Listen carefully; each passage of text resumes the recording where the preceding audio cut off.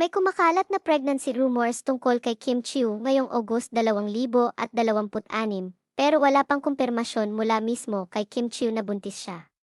Nagsimula ang usapan matapos kumalat ang isang TikTok video kung saan makikitang bumababa si Kim mula sa isang sasakyan.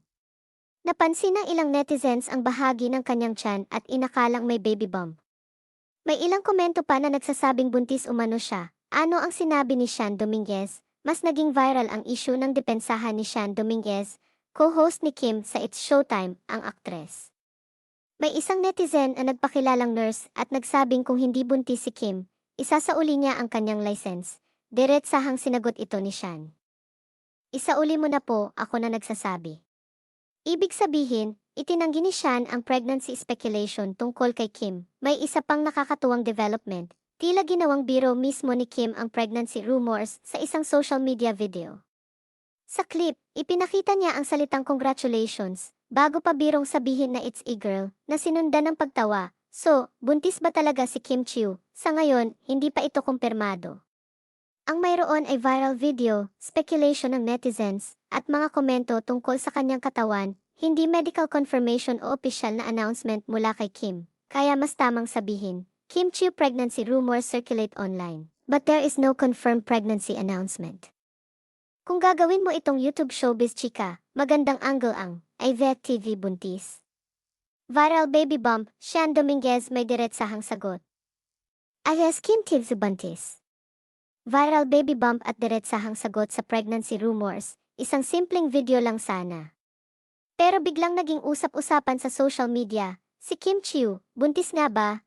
Sa mga nakaraang araw, naging laman ng social media ang isang viral video kung saan napansin ng ilang netizens ang chat ng kapamilya actress.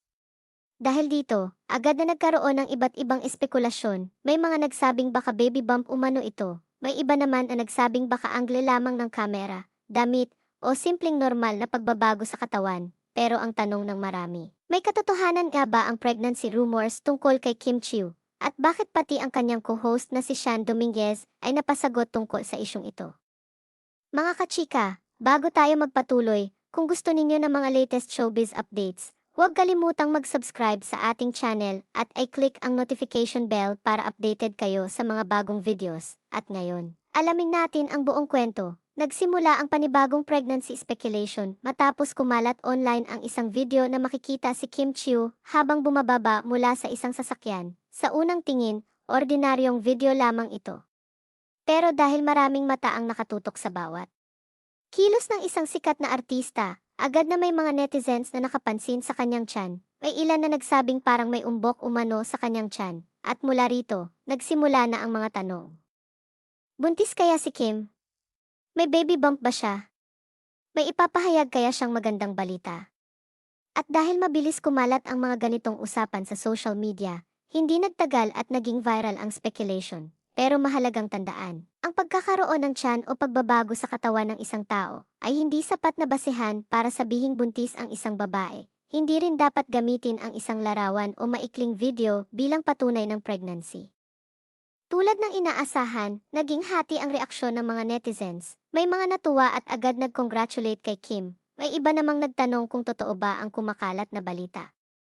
Pero mayroon ding mga netizens na nagsabing baka normal lamang ang itsura ng tiyan ni Kim at hindi dapat agad gumawa ng conclusion. At dito nagiging mahalaga ang isang bagay, hindi lahat na nakikita natin sa TikTok, Facebook, o iba pang social media platforms ay nangangahulugang totoo. Minsan, isang simpleng video lamang ang pinagmumulan ng napakalaking speculation. At kapag pinag-usapan na ito ng maraming tao, nagmumukha itong parang confirmed news kahit wala naman talagang official confirmation. Mas naging interesting ang usapan nang ma-involve ang It's Showtime co-host ni Kim Chiu na si Sean Dominguez. May isang netizen na nagpakilalang nurse at nagkomento tungkol sa pregnancy rumors. Dito naging diretsahan ang sagot ni Sean. Sa halip na palampasin lamang ang komento, tila ipinagtanggol niya si Kim laban sa mga kumakalat na speculation. Sinagot niya ang netizen sa pamamagitan ng isang diretsahang pahayag na, isauli mo na po, ako na nagsasabi. Dahil dito, lalo pang napag-usapan ang issue. Para sa ilang fans, malinaw ang dating ng sagot ni Sean na hindi totoo ang ipinapakalat na pregnancy rumor. Pero syempre, dahil hindi naman si Kim mismo ang gumawa ng isang formal pregnancy announcement, mas ligtas pa ring sabihin na walang kumpirmadong pagbubuntis si Kim Chiu sa kasalukuyan. RSTV, Divis pabirong reaksyon, at dito lalo naging interesting ang usapan. Sa halip na seryosong sagutin ang lahat ng pregnancy speculation, tila ginawa rin itong biro ni Kim sa isang social media video. Ipinakita niya ang salitang congratulations bago pa birong sabihin, it's a girl. At syempre, hindi na iwasang matawa ang mga nakakita. Para sa fans, parang ipinapakita lamang ni Kim na hindi niya hinahayaan na maapektuhan siya ng mga ganitong klaseng rumors sa mundo ng showbiz.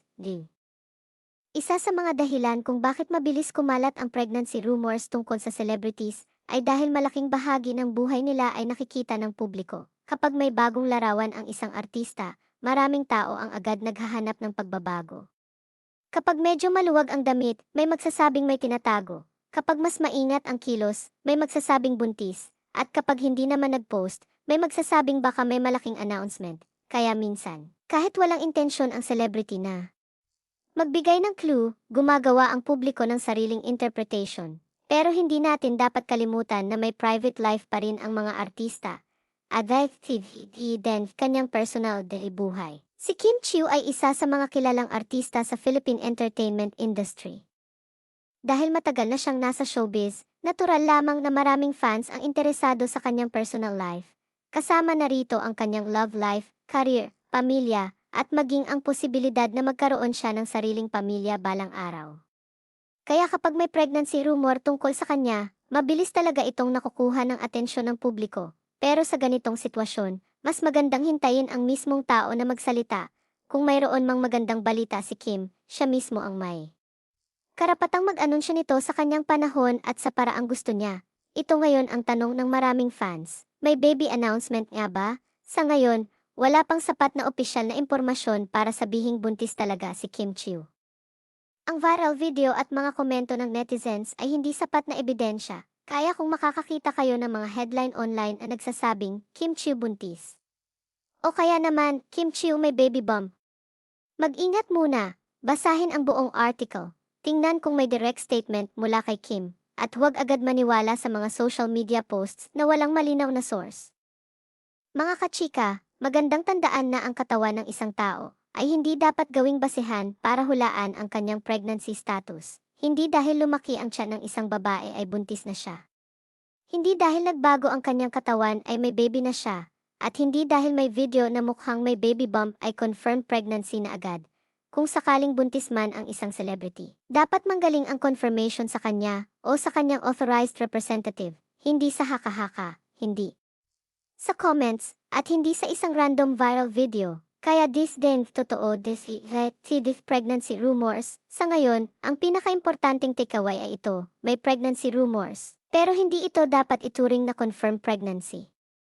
May viral video na naging dahilan ng speculation. May mga netizens na nagbigay ng kanilang opinion. May naging reaksyon din mula kay Sean Dominguez. At tila nakisabay rin si Kim Chiu sa pamamagitan ng pagbibiro tungkol sa kumakalat na issue. Pero hanggang walang official announcement mula mismo kay Kim, hindi natin dapat sabihin bilang isang katotohanan na siya ay buntis.